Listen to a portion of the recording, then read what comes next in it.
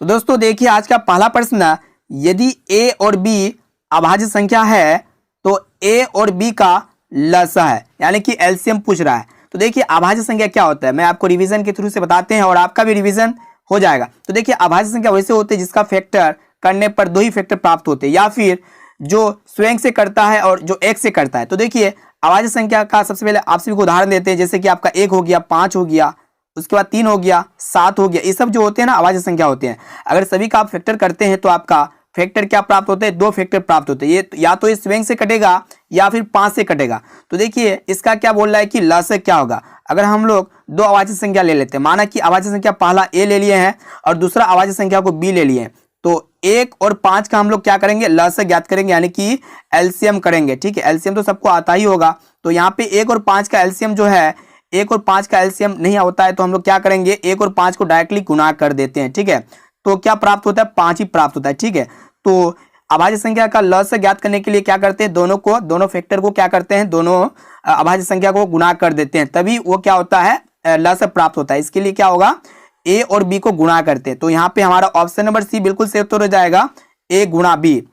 अब आइए देखिए यहाँ पे दूसरा प्रश्न कि निम्नलिखित में से कौन अभाज्य संख्या है। तो देखिए अभाज्य संख्या कौन होगा, आप सभी को तो पता हो ही गया होगा। तो देखिए ऑप्शन ए में आपका दिया हुआ है 15। तो देखिए 15 जो होगा ना अभाज्य संख्या नहीं होगा। क्यों नहीं होगा, ये जो करता है इसका फैक्टर करते हैं, तो यहाँ पे 3 का पढ़ा में 3 5 15 हो जाएगा, फिर 5 का 5 हो जाएगा। तो यहाँ पे फैक्टर कितना प्राप्त हुआ, 1, यहाँ पे 3 हो गया, फिर 5 हो गया, फिर यहाँ पे 1, यानी कि 3 को फैक्टर प्राप्त हुआ।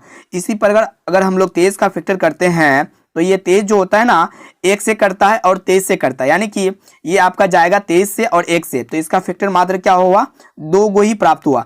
तो इसीलिए हमारा ऑप्शन नंबर बी बिल्कुल सही उत्तर हो जाएगा 23। अब आइए अगला प्रश्न देखते हैं।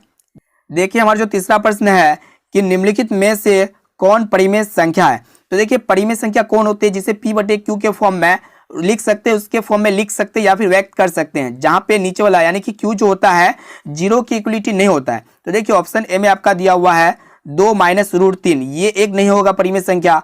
बी में दिया हुआ है √5, ये भी नहीं होगा।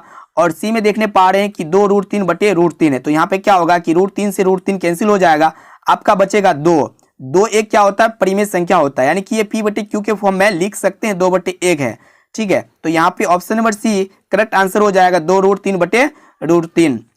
अब आइए देखिए यहाँ पे चौथा प्रश्न कि यदि 65 तथा 117 का मस 65m माइनस 117 के रूप में है तो m का मान है। देखिए बहुत ही इजी प्रश्न है, इसको हम लोग फॉर्मूला के अकॉर्डिंग बनाएंगे। ठीक है, और आप सभी को पता होगा कि दो संख्या का मस यानी कि a गुना b जो होता है ना, ये एचसीएफ गुना एलसीएम के बराबर होता है, एचसीएफ गुना एलसीएम के बराबर होता है, या फिर एलसीएम गुना एचसीएफ के बराबर होता है। ठीक है, तो इस फॉर्मूला के अकॉर्डिंग हम लोग इस मैथ को सॉल्व करने वाले हैं।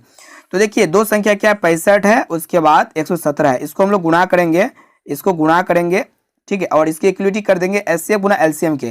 तो यहाँ पे एचसीएफ कितना हो जाएगा, 65m माइनस 117, फिर इसको गुणा करेंगे।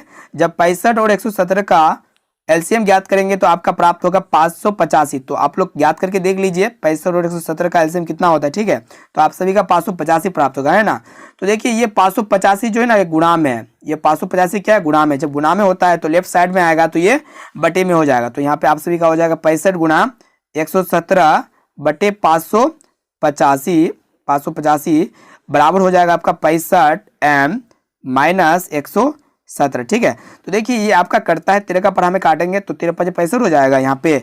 उसके बाद यहाँ पे 13 चौका 52, यहाँ पे 6 बचता है ना, यहाँ पे आपका 6 बचता है, 13 5 65 हो जाएगा। ठीक है, फिर यहाँ पे हम लोग काटने वाले 5 का पढ़ा में 5 9 45 हो जाएगा। फिर यहाँ पे काटेंगे 9 का पढ़ा में 117 को काटेंगे तो 9 1 का 9 है ना, 9 3 27। तो यहाँ पे एक समीकरण प्राप्त होता है, यानी कि 13 बराबर हो जाएगा आपका 65m माइनस 117। ठीक है, तो देखिए ये 117 जो है ना माइनस में, तो उधर लेफ्ट साइड जाने के बाद क्या हो जाएगा, प्लस में हो जाएगा। तो 13 प्लस 117 बराबर हो जाएगा 65m। ठीक है, 65m। तो देखिए जब 13 और 117 को ऐड कीजिएगा तो आपका प्राप्त होगा 130 बराबर 65m। तो यहाँ पे हम लोग काटेंगे, 65 का पढ़ा में 2 बार में 130 प्राप्त हो जाता है, यानी कि m का मान प्राप्त हो गया है 2। तो यहाँ पे हमारा ऑप्शन नंबर बी बिल्कुल राइट आंसर हो जाएगा 2। अब देखिए यहाँ पे पांचवा प्रश्न कि 2,10 और 20 के लस और मस का अनुपात है। तो देखिए ये बहुत ही सिंपल प्रश्न है, तो इसको हम लोग इस प्रकार सॉल्व करेंगे। तो सबसे पहले बारी बारी से सभी का एलसीएम ज्ञात कर लेते हैं। 2 का एलसीएम ज्ञात करेंगे तो 2 गुना 1 हो जाएगा। उसके बाद हम लोग 10 का एलसीएम ज्ञात करेंगे तो यहाँ पे 2 गुना 5 हो जाएगा, ठीक है। उसके बाद हम लोग जो 20 का एलसीएम ज्ञात करेंगे तो यहाँ पे 2 गुना 5 हो जाएगा, ठीक है। तो देखिए हम लोग जो इसका सभी का बारी बारी से एलसीएम ज्ञात कर लेते हैं। अब तीनों का हम लोग एलसीएम ज्ञात करेंगे, ठीक है, तीनों का। तो एलसीएम तो ज्ञात करने के लिए सबसे बेस्ट तरीका होता है कि तीनों का हाईएस्ट जो घात होता है उसको लेते हैं। तो यहाँ पे आपका 2, 10, 20 का जो एलसीएम हो जाएगा, हाईएस्ट घात 2 वाला यहाँ पे हो जाएगा, 2 की पावर 2 हो जाएगा, 2 की पावर 2 गुना 5 हो जाएगा। तो यहाँ पे 2 की पावर 2 का अर्थ होता है 4 गुना 5 यानी कि 20 प्राप्त हो गया सभी का एलसीएम। अब इस सब का हम लोग क्या करेंगे, एचसीएफ ज्ञात करेंगे। एचसीएफ क्या होता है, जो न्यूनतम घात वाला होता है, ठीक है, जो तीनों में कॉमन होता है, उभयनिष्ठ होता है। तो यहाँ पे 2 हो जाएगा आपका एचसीएफ, ठीक है, 2 क्या होगा, एचसीएफ हो जाएगा।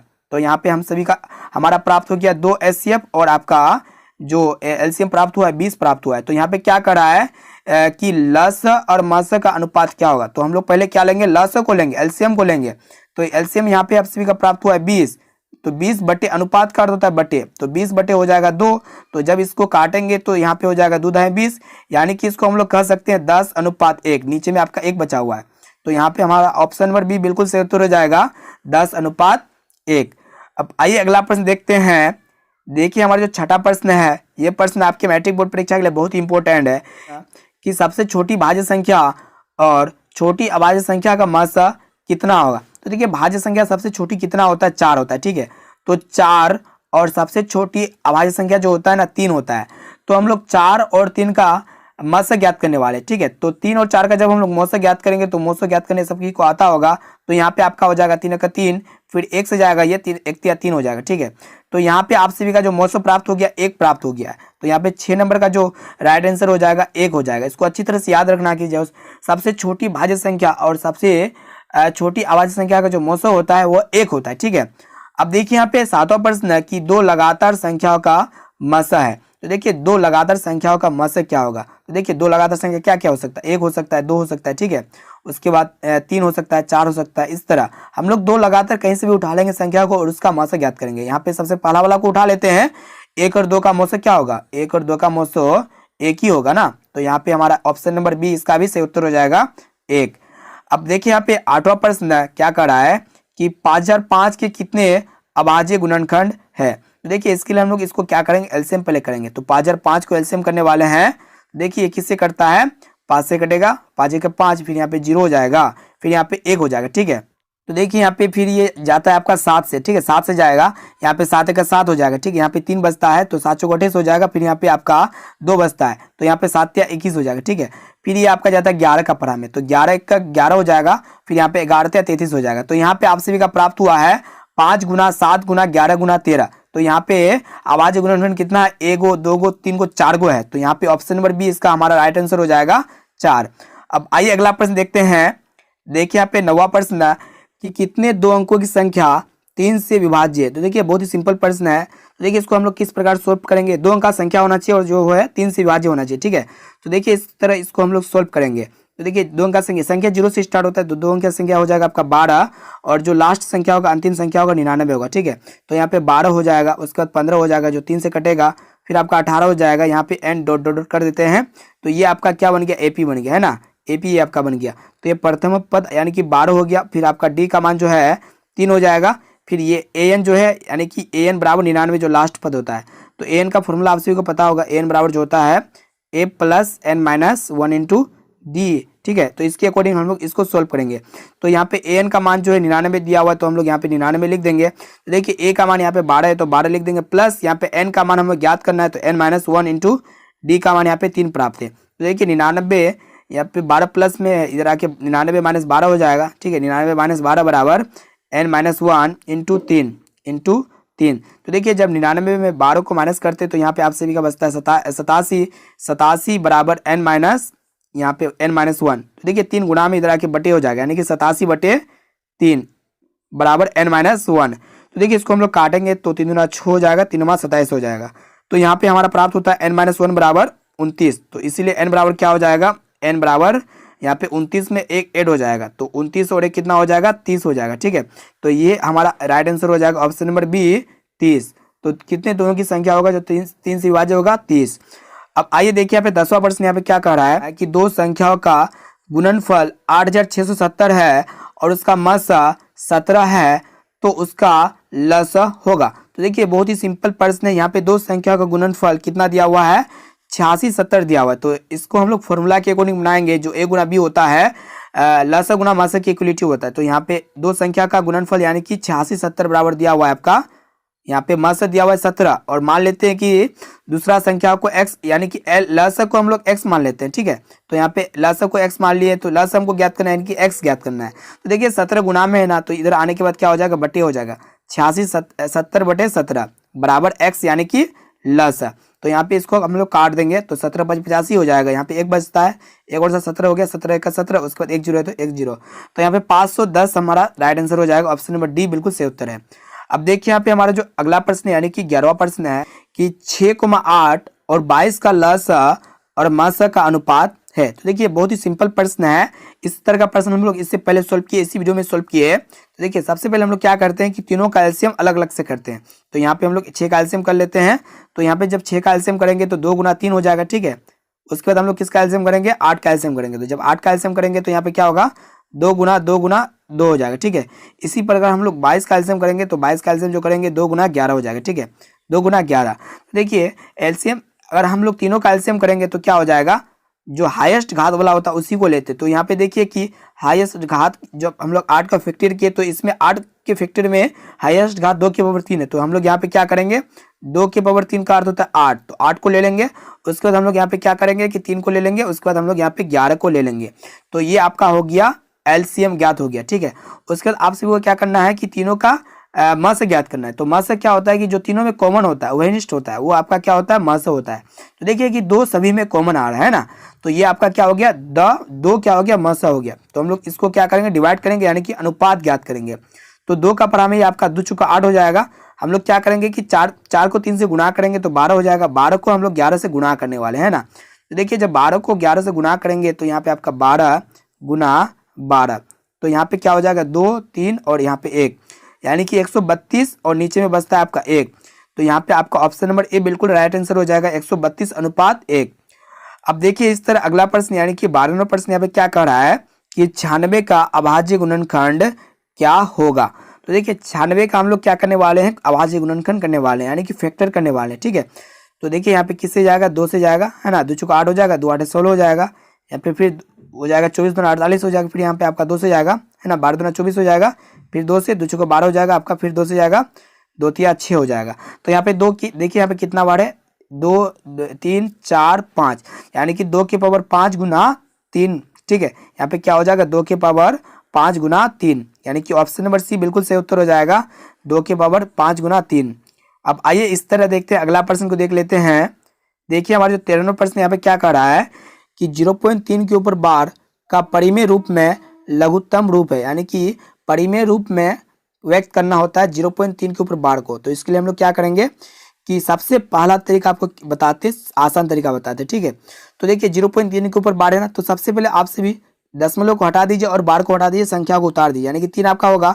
माइनस करना होता है कि देखिए ये अनावर्ती अंकों से बनी संख्या को लिखना होता है। तो अनावर्ती अंकों से बनी संख्या का अर्थ होता है जिसके ऊपर बार नहीं होता है। तो यहाँ पे आपका 0 हो जाएगा, बटे आपका करना होता है 10 के पावर, यहाँ पे दशमलव के बाद बनी संख्या, कितना संख्या? दशमलव के बाद एक ही संख्या है, 3 है सिर्फ। तो यहाँ पे 10 के पावर 1 हो जाएगा। माइनस करना होता है 10 के पावर दशमलव के बाद अनावर्ती अंकों से बनी संख्या, तो क्या है? 0 है, एक कोई भी संख्या नहीं है। तो हम लोग इसको सोल्व करते हैं। जब 3 में 0 को माइनस करते हैं तो 3 हो जाएगा, बटे हो जाएगा 10 के पावर 1 का अर्थ होता है 10, माइनस 10 के पावर 0 का अर्थ होता है 1। तो यहाँ पे 3 बटे, यहाँ पे 10 के पावर 10 में जब 1 माइनस करेंगे तो आपका 9 प्राप्त होगा। तो यहाँ पे करता है 3 का 3, 3 तिया 9, तो 1/3 आपका सही उत्तर हो जाएगा, 1/3। अब यहाँ पे देखिए 14वां प्रश्न यहाँ पे क्या कर रहा है कि 7 + 3√2 है। तो देखिए 7 + 3√2 है, एक क्या होगा? अपरिमेय संख्या होगा। कैसे होगा आपको, आप सभी को बताते हैं। 7 एक परिमेय संख्या होगा, उसके बाद 3√2 एक अपरिमेय संख्या। एक परिमेय संख्या और एक अपरिमेय संख्या का योगफल हमेशा अपरिमेय संख्या होता है। यहाँ पे ऑप्शन नंबर बी बिल्कुल राइट आंसर हो जाएगा, अपरिमेय संख्या। सिर्फ योगफल ही नहीं, अगर यहाँ पे गुना रहता तब भी क्या होता है, ये अपरिमेय संख्या होता। यहाँ पे अगर डिवाइड क्या हो रहता, भाग रहता, तब भी आपका क्या होता, अपरिमेय संख्या होता। ठीक है, अब देखिए यहाँ पे 15वां प्रश्न यहाँ पे क्या कर रहा है कि निम्न में से कौन परिमेय संख्या है। तो देखिए बहुत ही सिंपल प्रश्न है, यहाँ पे आप सभी को बतलाना है कि कौन जो है परिमेय संख्या है। तो देखिए परिमेय संख्या कौन होता है, जो रूट के बाहर निकल जाता है, जो p/q के रूप में आता है, जो रूट के अंदर होता है वो आपका अपरिमेय संख्या होता है। तो यहाँ पे देखिए कि √5 ये एक अपरिमेय संख्या, ये होगा नहीं। 2√3 ये भी नहीं होगा क्योंकि यह एक क्या है, अपरिमेय संख्या है। उसके बाद देखिए यहाँ पे 4 - √5 ये भी एक क्या है, अपरिमेय संख्या, ये भी नहीं होगा। और देखिए ये √16 जो है ना, ये रूट से बाहर निकल जाएगा। ठीक है, और 16 जो है 4 का स्क्वायर रूट है, तो यहाँ पे 4 जो है एक परिमेय संख्या है। तो यहाँ पे ऑप्शन नंबर डी बिल्कुल सही उत्तर हो जाएगा, √16। अब आइए अगला प्रश्न देखते हैं। देखिए हमारा जो 16वां प्रश्न है कि 0 और 50 के बीच विषम संख्याओं की संख्या है। तो इस तरह का प्रश्न इससे पहले हम लोग सॉल्व किए और ये एपी के अकॉर्डिंग, एपी के फॉर्मूला के अकॉर्डिंग इसको हम लोग सॉल्व करते हुए चलेंगे और हम लोग विषम संख्याओं की संख्या को ज्ञात कर लेंगे। तो यहाँ पे 0 और 50 के बीच क्या क्या विषम संख्या हो सकता है, 1 होगा, उसके बाद आपका 3, इस तरह 5 हो जाएगा, 7 हो जाएगा, एंड डॉट डॉट डॉट 49 तक, 50 के बीच में 49 हो जाएगा विषम संख्या। तो ये एपी के फॉर्म में है। तो यहाँ पे ए बराबर हो जाएगा 1, उसके बाद यहाँ पे डी यानी कि सारांतर यहाँ पे आपका हो जाएगा 2, उसके बाद एन बराबर हो जाएगा 49, है ना। तो एन का फॉर्मूला आप सभी को पता होगा कि एन बराबर जो होता है a + n - 1 × d। तो इस फॉर्मूला के अकॉर्डिंग इसको हम लोग सॉल्व करेंगे। तो यहाँ पे एन का मान जो है 49 है, तो यहाँ पे हम लोग 49 को लिख देंगे। उसके बाद देखिए ए का मान जो है 1 है, तो 1 लिख देंगे, फिर प्लस एन का मान, देखिए यहाँ पे एन का मान हमें ज्ञात करना है, तो n - 1 × d यानी कि सारांतर हम लोग अभी अभी ज्ञात किए, तो यहाँ पे 2 आया हुआ है ना। तो यहाँ पे 49, यहाँ पे देखिए +1 है ना, तो इधर आने के बाद -1 हो जाएगा, है ना। तो यहाँ पे आपका बचता है n - 1 × 2। तो देखिए 49 में जब हम लोग 1 को माइनस करते हैं तो यहाँ पे आपका 48 बचता है, यानी कि 48 बराबर हो जाएगा n - 1। तो देखिए यहाँ पे 2 जो है गुना में, तो इधर आने के बाद ये बटे में हो जाएगा, तो 24 × 48 होता है। तो यहाँ पे आपका हो जाएगा n बराबर n - 1 है ना, तो -1 उधर जाने के बाद प्लस हो जाएगा, तो 24 में 1 ऐड करेंगे तो 25 हो जाएगा, जो कि विषम संख्याओं की संख्या कितना हो जाएगा यहाँ पे 25। ऑप्शन नंबर बी बिल्कुल राइट आंसर हो जाएगा। अब आइए देखिए यहाँ पे 17 नंबर प्रश्न यहाँ पे क्या कह रहा है कि 5, 15 और 20 के लस और मस का अनुपात है। तो इस तरह का प्रश्न हम लोग इससे पहले भी सॉल्व किए और इसको भी हम लोग सॉल्व करेंगे। तो इसको सबसे पहले हम लोग कैसे सॉल्व करते हैं, इसको बारी बारी से सभी का अलग अलग से एलसीएम करके देखते हैं। तो यहाँ पे जब हम लोग 5 का एलसीएम करेंगे तो यहाँ पे आपका आएगा 5 बराबर लिख सकते हैं, सॉरी यहाँ पे लिखते हैं 5 बराबर, इसको हम लोग लिख सकते हैं 1 × 5 या 5 × 1, ठीक है, लिख सकते हैं इसको हम लोग। उसके बाद देखिए 15 का जब हम लोग एलसीएम करेंगे तो यहाँ पे हो जाएगा 3 × 5, है ना। उसके बाद यहाँ पे 20 का जब हम लोग एलसीएम करेंगे तो यहाँ पे हो जाएगा 2 × 5। तो आप सभी को पता होगा कि एलसीएम जो होता है ना, तीनों में जो हाईएस्ट घात होता है, तीनों में से जो हाईएस्ट घात होता है उसको लिया जाता है। तो यहाँ पे एलसीएम बराबर लिख देते हैं, एलसीएम इज इक्वल टू, यहाँ पे देखिए यहाँ पे 5 तीनों में है तो हम लोग एक 5 तो लेंगे ही। उसके बाद देखिए 2 का स्क्वायर है तो हम लोग क्या लेंगे, यहाँ पे 2 का स्क्वायर को ले लेंगे, है ना, फिर गुना 3 ले लेंगे, तो ये आपका एलसीएम प्राप्त हो जाएगा 5। इसको जब आप सोल्व कीजिए 5, उसके बाद यहाँ के 2 का स्क्वायर 4 हो जाएगा, 5 × 20 हो जाएगा, है ना, 20 × 60। तो यहाँ पे आप सभी का प्राप्त होता है एलसीएम 60। उसके बाद यहाँ पे एचसीएफ क्या होगा, एचसीएफ में क्या होता है कि तीनों कॉमन होता है, वो आपका एचसीएफ कहलाता है। तो यहाँ पे आप सभी का 5 कॉमन है तो 5 क्या हो जाएगा, एचसीएफ हो जाएगा। तो यहाँ पे क्या है, अनुपात ज्ञात करने बोला है ना, लस और मस का। तो यहाँ पे हम लोग प्राप्त किए लस यानी कि एलसीएम प्राप्त किए 60 अनुपात आपको क्या करना है, अनुपात का अर्थ होता है बटे, तो 60/5। तो जब इसको काटिएगा तो 12 × 5 = 60 हो जाएगा ना। तो यानी कि इसको कहने का अर्थ है 12:1, यानी कि यहाँ पे ऑप्शन नंबर डी बिल्कुल राइट आंसर हो जाएगा, 12:1। अब आइए देखिए यहाँ पे 18 नंबर प्रश्न यहाँ पे क्या कह रहा है कि निम्न में कौन अपरिमेय नहीं है। अपरिमेय नहीं है उसको देख लेते हैं। यहाँ पे देखिए ऑप्शन नंबर ए में क्या दिया हुआ है, √10। तो देखिए √10 जो बाहर नहीं निकलेगा ये तो अपरिमेय है। यहाँ पे ऑप्शन नंबर बी को देखा जाए कि ऑप्शन नंबर बी क्या है, √24 है, ये भी रूट से बाहर नहीं निकलेगा, ये भी क्या है, एक अपरिमेय है। उस पर देखिए सही, देखिए यहाँ पे ऑप्शन नंबर सी को कि √35 ये भी तो बाहर नहीं निकलेगा रूट से, ये क्या होगा, अपरिमेय होगा। और डी को देखा जाए यहाँ पे क्या है कि अंडर रूट 121 है, और 121 जो है ना 11 का स्क्वायर रूट है, जो कि 11 एक अपरिमेय नहीं है, परिमेय है। तो यहाँ पे ऑप्शन नंबर डी बिल्कुल राइट आंसर हो जाएगा, अंडर रूट 121। अब देखिए यहाँ पे अगला प्रश्न को देख लेते हैं। आइए देखिए यहाँ पे हमारा जो 19वां प्रश्न है कि दो संख्याओं a और 18 का लसा 36 तथा मसा 2 है, तो a का मान क्या होगा। यानी कि यहाँ पे आप सभी को पूछ रहा है कि a का मान ज्ञात करने के लिए।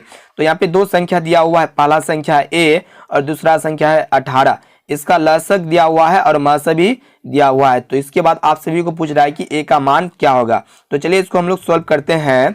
तो आप सभी को पता होगा कि दो संख्याओं का जो गुणनफल होता है लसा गुना मसा के बराबर होता है। तो दो संख्या यहाँ पे a गुना 18 हो जाएगा, और यहाँ पे जो है ना दोनों संख्याओं का जो लसा दिया हुआ 36 दिया हुआ, 36 गुना यहाँ पे दोनों संख्याओं का जो मसा है 2 दिया हुआ है ना। यहाँ पे हम लोग सॉल्व करते हैं तो यहाँ पे 18 दुना 36 हो जाएगा। तो यहाँ पे a बराबर हो जाएगा 2 दुना 4। तो यहाँ पे ऑप्शन नंबर सी बिल्कुल राइट आंसर हो जाएगा 4। अब देखिए यहाँ पे हमारा जो अगला प्रश्न यानी कि 20वां प्रश्न यहाँ पे क्या कर रहा है कि यदि p तथा q दो अभाज्य संख्या है तो उनका मसा है। यानी कि यहाँ पे दो p और q दो अभाज्य संख्या दिया हुआ है, तो उनका मसा क्या होगा।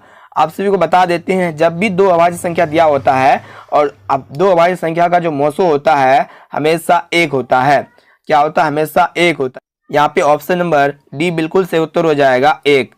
अब आइए अगला प्रश्न देखते हैं। देखिए हमारा जो 21वां प्रश्न यहाँ पे क्या कह रहा है कि सबसे छोटी अभाज्य और सबसे छोटी भाज्य संख्या का गुणनफल है। तो देखिए सबसे छोटी अभाज्य संख्या कौन होता है, सबसे छोटी अभाज्य संख्या आपका 2 होता है ना। उसके बाद सबसे छोटी गुणा करना है, सबसे छोटी भाज्य संख्या, सबसे छोटी भाज्य संख्या हो जाएगा आपका 4। तो यहाँ पे 4 और 2 को जब हम लोग गुना करते हैं तो 8 प्राप्त होता है। तो यहाँ पे ऑप्शन नंबर सी बिल्कुल राइट आंसर हो जाएगा 8।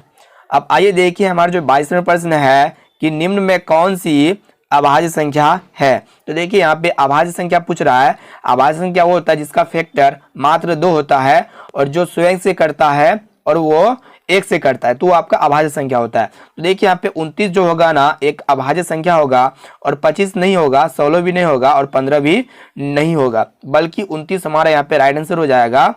अभाज्य संख्या 29 है। अब आइए देखिए यहाँ पे हमारा जो अगला प्रश्न है 23वां प्रश्न है 3.27 के ऊपर बार है। तो देखिए जब भी बार वाला आए ना तो वो एक क्या होता है, एक पूर्णांक संख्या होता है, या फिर एक परिमेय संख्या, या फिर एक प्राकृत संख्या, या फिर एक अपरिमेय संख्या। तो देखिए जो बार वाला या फिर जो रेकरिंग वाला होता है वो हमेशा एक परिमेय संख्या होता है। यहाँ पे ऑप्शन नंबर बी बिल्कुल सही उत्तर हो जाएगा, एक परिमेय संख्या।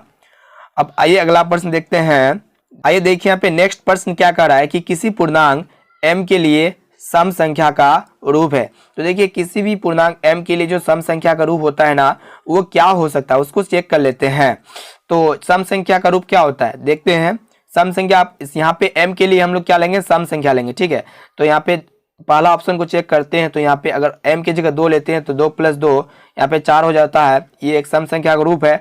अगर b को चेक करते हैं, ऑप्शन बी को चेक करते हैं, तो यहाँ पे हम लोग m की जगह 2 लेने वाले हैं, 2 × 2 + 1 यानी कि यहाँ पे 5 प्राप्त होता है। यहाँ पे इसको भी चेक कर लेते हैं ऑप्शन नंबर डी को। तो यहाँ पे 2 गुना m की जगह 2 लेंगे, फिर -1, जब 2 को 2 से गुणा करेंगे तो 4 प्राप्त होगा, 4 में 1 माइनस करेंगे तो यहाँ पे आप सभी का 3 प्राप्त होगा। फिर सी को चेक कर लेते हैं, सी में क्या दिया हुआ है, 2 गुना m की जगह 2 लेंगे, तो यहाँ पे 2 को जब 2 से गुणा कीजिएगा तो यहाँ पे आप सभी का 4 प्राप्त होता है। यानी कि यहाँ पे ऑप्शन नंबर ए और ऑप्शन नंबर सी बिल्कुल राइट आंसर हो जाएगा, ऑप्शन नंबर ए और ऑप्शन नंबर सी। अब देखिए यहाँ पे हमारे जो 25वां प्रश्न यहाँ पे क्या कर रहा है। देखिए यहाँ पे हमारा जो 25वां प्रश्न है कि निम्न में से कौन सा अपरिमेय नहीं है। तो यहाँ पे आप सभी को अपरिमेय नहीं है कह रहा है। तो देखिए ऑप्शन ए में दिया हुआ है √64/81।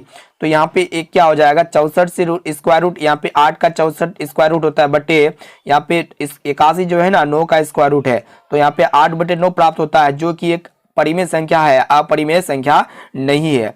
तो यहाँ पे ऑप्शन नंबर ए बिल्कुल राइट आंसर हो जाएगा, √64/81। अब आइए अगला प्रश्न देखते हैं।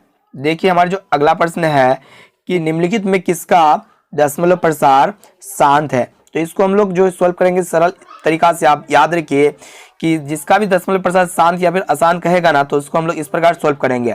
तो सबसे पहले आप सभी को क्या करना होता है कि हर का एलसीएम लेना पड़ता है। तो हम लोग एलसीएम ले लेते हैं हर का। तो यहाँ पे जब हम लोग 8 का एलसीएम लेते हैं तो 2 गुना 2 आता है, यानी कि 2 की पावर 3 आता है। तो देखिए जो भी जिसका भी हम लोग हर का एलसीएम लेने के पश्चात अगर 2 की घात आए या फिर 5 की घात आए या फिर 2 गुना 5 की घात दोनों की घात आए ना, वो आपका दशमलव प्रसार शांत होता है। तो यहाँ पे ऑप्शन नंबर ए बिल्कुल सही उत्तर हो जाएगा। 3/8 क्या है, शांत है। अब आइए देखिए यहाँ पे हमारा जो 27वां प्रश्न है कि 6/15 का दशमलव प्रसार है। तो इसको भी हम लोग चेक करते हैं, आप लोग को समझ में आ जाएगा। तो हम लोग हर का यहाँ पे 15 का जो है एलसीएम लेने वाले हैं। जब हम लोग 15 का एलसीएम लेंगे तो 3 गुना 5 आएगा। तो देखिए जब भी 2 गुना 5 के अलावे अगर दूसरा घात आ जाए, जैसा कि यहाँ पे देखने पा रहे हैं 3 की घात, तो ये एक क्या होगा, अशांत होगा। तो यहाँ पे ऑप्शन नंबर बी बिल्कुल राइट आंसर हो जाएगा, अशांत। अब आइए अगला प्रश्न देखते हैं। आइए देखिए यहाँ पे हमारा जो 28वां प्रश्न है कि 4 - √3 है। तो देखिए यहाँ पे क्या करा है कि 4 - √3 एक क्या होगा, परिमेय संख्या या फिर अपरिमेय संख्या, विभिन्न संख्या या फिर पूर्णांक। तो आप याद रखिए जब भी एक परिमेय संख्या और एक अपरिमेय संख्या का अंतर आए तो वो हमेशा अपरिमेय संख्या ही प्राप्त होता है। तो यहाँ पे ऑप्शन नंबर बी बिल्कुल राइट आंसर हो जाएगा, अपरिमेय संख्या। अब देखिए यहाँ पे हमारा जो 29वां प्रश्न है कि निम्नलिखित में कौन अपरिमेय संख्या है। इसको भी हम लोग सरल रूप में देखेंगे और आप सभी को बताएंगे। तो देखिए अपरिमेय संख्या कौन होता है, जो रूट के अंदर होता है वो आपका अपरिमेय संख्या होता है, जो रूट से बाहर नहीं निकलता है। यहाँ पे देखिए ऑप्शन ए में देखा जाए तो यहाँ पे 36 जो है ना 6 का स्क्वायर रूट है, इसलिए 6 बाहर निकल जाएगा। और 64 जो है 8 का स्क्वायर रूट है, ये भी निकल जाएगा, है ना। तो यहाँ पे 6/8 प्राप्त हुआ, ये तो एक परिमेय संख्या, ये नहीं होगा। ऑप्शन बी में देखा जाए तो यहाँ पे 1 का स्क्वायर रूट 1 होता है और यहाँ पे 81 जो है ना 8 का स्क्वायर रूट 9 का स्क्वायर रूट है। तो यहाँ पे 1/9 जो है आया, ये एक परिमेय संख्या के फॉर्म में है, ये भी नहीं होगा। और ऑप्शन नंबर सी में देखा जाए कि यहाँ पे क्या है कि √3/5, ये तो स्क्वायर रूट से बाहर नहीं निकलता है, इसीलिए ये क्या होगा, अपरिमेय संख्या होगा। यहाँ पे ऑप्शन नंबर बी बिल्कुल सही उत्तर हो जाएगा, √3/5। अब आइए अगला प्रश्न देख लेते हैं। देखिए हमारा जो 30वां प्रश्न है कि निम्नलिखित में कौन सी अभाज्य संख्या है। तो देखिए अभाज्य संख्या आप सभी को बार बार बताते हैं, जिसका फैक्टर मात्र 2 प्राप्त होता है वो आपका अभाज्य संख्या होता है। तो देखिए ऑप्शन ए में देख लेते हैं, 6 का जब हम लोग फैक्टर करते हैं तो यहाँ पे आपका प्राप्त होता है 2 गुना, उसके बाद यहाँ पे 3 गुना 1 प्राप्त होता है। यहाँ पे फैक्टर देखने से यहाँ पे 3 प्राप्त होता है, ये एक नहीं होगा अभाज्य संख्या। और बी में देखा जाए यहाँ पे 9 का जब हम लोग फैक्टर करते हैं तो यहाँ पे आप सभी का प्राप्त होता है 3 गुना 1, ये भी अभाज्य संख्या नहीं होगा, क्योंकि यहाँ पे फैक्टर की संख्या 3 है, गुणनखंड 3 है। जब हम लोग 15 का फैक्टर करते हैं तो यहाँ पे आप सभी का प्राप्त होता है यहाँ पे 3 गुना 5 गुना 1 प्राप्त होता है। यहाँ पे भी ये जो फैक्टर की संख्या है 3 है, ये भी अभाज्य संख्या नहीं होगा। अगर हम लोग 11 का फैक्टर करते हैं तो यहाँ पे आप सभी का प्राप्त होता है 11 गुना 1, मात्र 2 ही फैक्टर प्राप्त होता है, जो कि ऑप्शन नंबर डी बिल्कुल राइट आंसर हो जाएगा, 11। अब आइए देखिए यहाँ पे हमारा जो 31वां प्रश्न यहाँ पे क्या कर रहा है कि 2 परिमेय संख्याओं के बीच कितनी परिमेय संख्या हो सकती है। ये प्रश्न आपकी मैट्रिक बोर्ड परीक्षा के लिए बहुत ही इंपॉर्टेंट है। देखिए यहाँ पे कितना बार पूछा गया है। तो देखिए 2 परिमेय संख्या के बीच कितना परिमेय संख्या हो सकता है, अनंत हो सकता है। यहाँ पे ऑप्शन नंबर डी बिल्कुल राइट आंसर हो जाएगा, अनंत। इसको अच्छी तरह से याद रखिएगा। अब आइए अगला प्रश्न देखते हैं। आइए देखिए यहाँ पे हमारा जो 32वां प्रश्न है कि 11/15 का दशमलव प्रसार क्या होगा।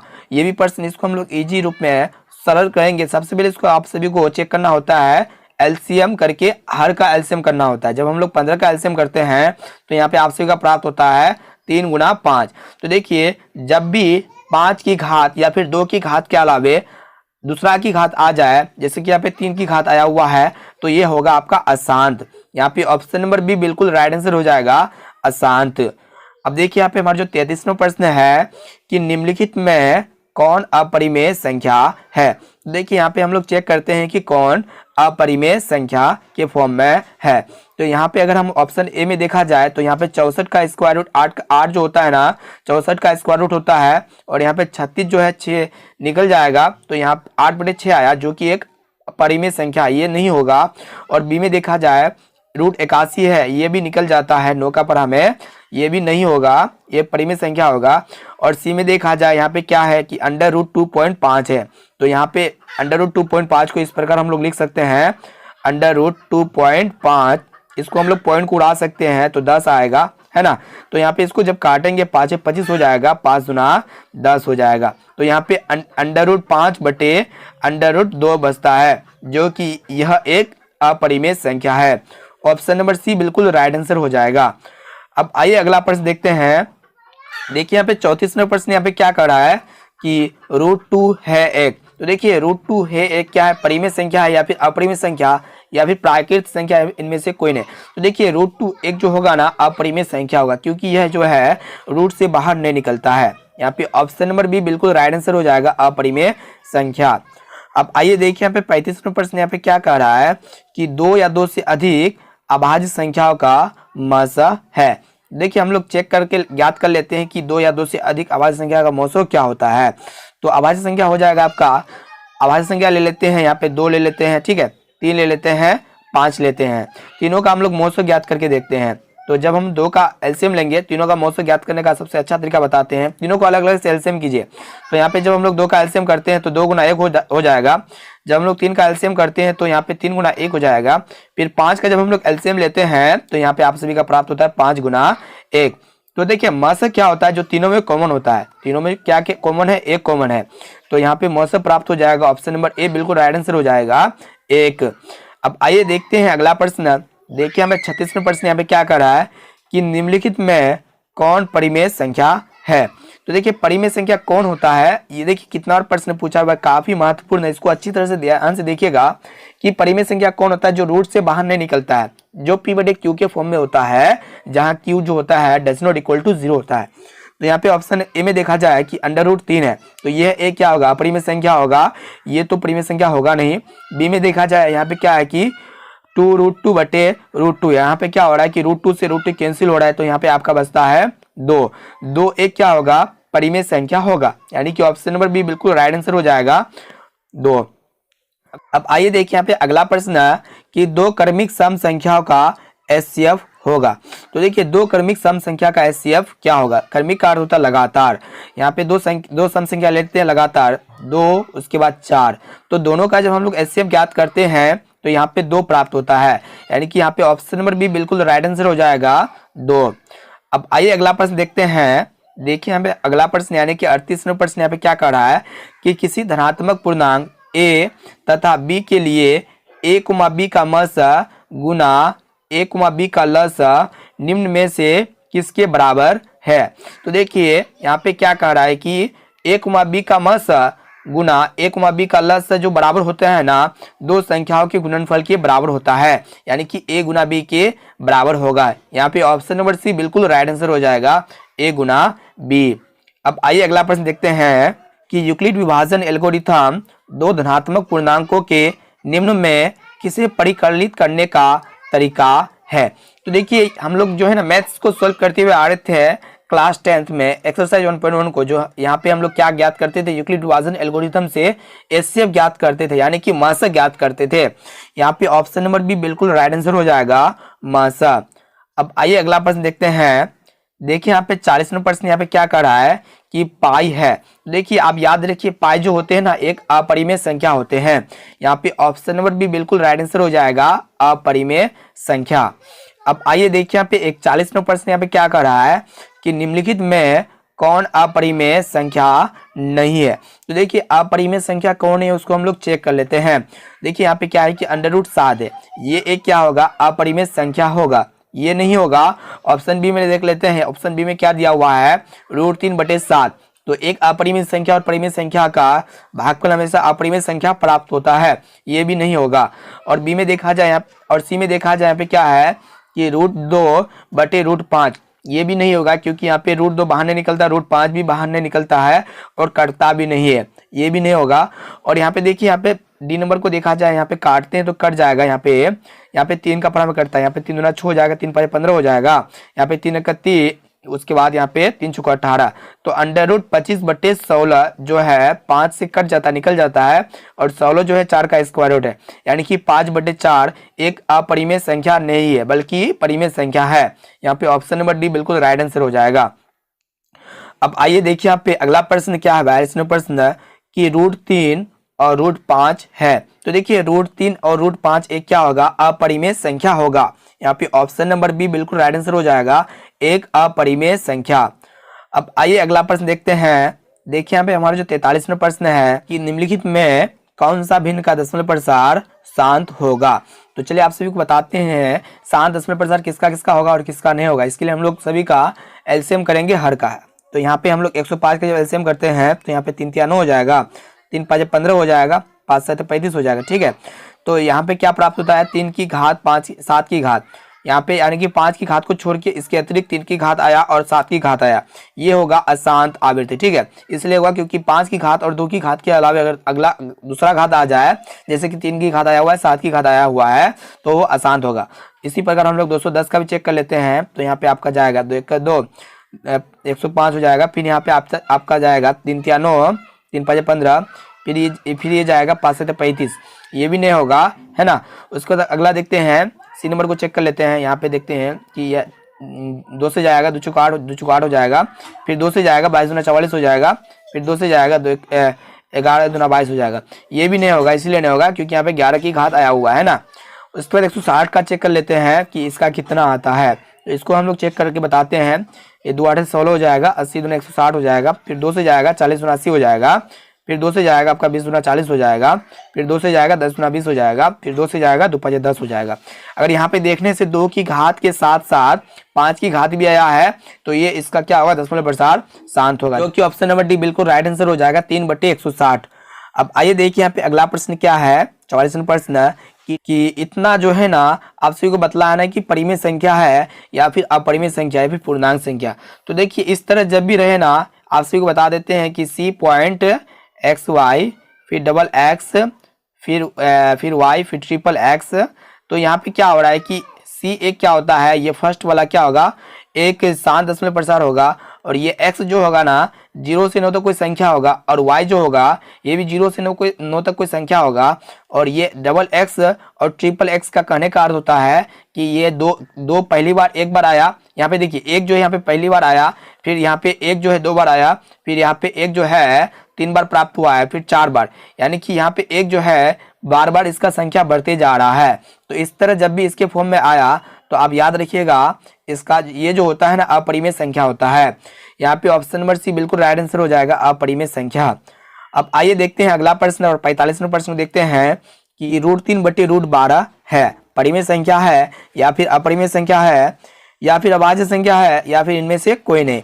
तो देखिए इस तरह आप सभी को सॉल्व करना होता है कि √3/√12 आप लोग डायरेक्टली कर देते हैं, एक अपरिमेय संख्या है, जो कि आपका गलत है। अगर आपका करता है तो काट देना है, अगर नहीं करता है तो नहीं काटना है। तो यहाँ पे कटेगा 3 1 3 3 4 12, तो हम लोग यहाँ पे ऊपर में एक बचा √1/√4। ठीक है, √1 1 हो जाएगा, फिर √4 जो बाहर निकल के आएगा 2, तो 1/2 जो होगा ना यह एक परिमेय संख्या होगा, जो कि ऑप्शन नंबर ए बिल्कुल राइट आंसर हो जाएगा, परिमेय संख्या। अब आइए देखिए यहाँ पे 46वां प्रश्न यहाँ पे क्या कह रहा है कि 3 - √3 है। तो देखिए 3 - √3 कहने का अर्थ है कि एक परिमेय संख्या और एक अपरिमेय संख्या का अंतर जो होता है ना हमेशा अपरिमेय संख्या होता है। यहाँ पे ऑप्शन नंबर बी बिल्कुल राइट आंसर हो जाएगा, अपरिमेय संख्या। अब आइए अगला प्रश्न देखते हैं। यहाँ पे क्या है कि 11.23564 के ऊपर यहाँ पे क्या है, बार है। तो देखिए जब भी रिएक्टिंग वाला आए या फिर बार वाला आए तो उसका जो दशमलव प्रसार होता है वो हमेशा एक अपरिमेय संख्या होता है, यानी कि ऑप्शन नंबर सी बिल्कुल राइट आंसर हो जाएगा, एक परिमेय संख्या। अब आइए देखिए यहाँ पे 48वां प्रश्न यहाँ पे क्या कह रहा है कि 5.2333, यहाँ पे कहने का अर्थ है कि 5.23 के ऊपर यहाँ पे क्या हो जाएगा, रेखरीख हो जाएगा। ये भी एक क्या होगा, परिमेय संख्या होगा, यानी कि बार वाला जब भी आए वो क्या होगा, एक परिमेय संख्या हो जाएगा। यहाँ पे ऑप्शन नंबर बी बिल्कुल राइट आंसर हो जाएगा, एक परिमेय संख्या। अब आइए अगला प्रश्न देखते हैं। देखिए यहाँ पे 50वां प्रश्न यहाँ पे क्या कह रहा है कि 1/√7 है। तो देखिए 1/√7 कहने का अर्थ है एक आपका परिमेय संख्या हो गया, फिर √7 एक अपरिमेय संख्या होगा। जब दोनों को भाग करते हैं तो इसका भागफल हमेशा अपरिमेय संख्या ही प्राप्त होता है। यहाँ पे ऑप्शन नंबर बी बिल्कुल राइट आंसर हो जाएगा, अपरिमेय संख्या। अब आइए अगला प्रश्न देखते हैं। देखिए यहाँ पे 50 नंबर प्रश्न यहाँ पे क्या कर रहा है कि भाज्य ए और भाजक बी के लिए ए बराबर बी क्यू प्लस आर में आर के लिए कौन सा सत्य है। यहाँ पे आप सभी को कंडीशन को बताना है कि इनमें से कौन सा कंडीशन सत्य है। तो इसका आंसर जो है ना आप हमें कमेंट बॉक्स में जरूर बताना, ये आपका होमवर्क प्रश्न रह गया, ठीक है। अब देखते हैं यहाँ पे 51 प्रश्न यहाँ पे क्या कर रहा है कि 5√2 है। देखिए 5√2 एक क्या होगा, परिमेय संख्या होगा या फिर अपरिमेय संख्या होगा या फिर एक काल्पनिक संख्या होगा या फिर इनमें से कोई नहीं। तो इसका भी आंसर आप सभी को जो है ना इसी वीडियो के कमेंट बॉक्स में आप सभी को कमेंट करना है कि 51 का कौन सा राइट आंसर होगा और 50 का कौन सा राइट आंसर होगा। तो दोस्तों अगर वीडियो आपको अच्छा लगा तो ज़्यादा से ज़्यादा इसे लाइक करें। इसका लाइक एम रखते हैं 500, तो 500 लाइक जल्दी से पूरा कीजिएगा। और इसी तरह के और भी वीडियो पाने के लिए हमारे चैनल को जल्दी सब्सक्राइब कीजिए, साथ साथ नोटिफिकेशन को ऑल पर सेलेक्ट जरूर कर देना। तो दोस्तों आज के लिए इतना ही।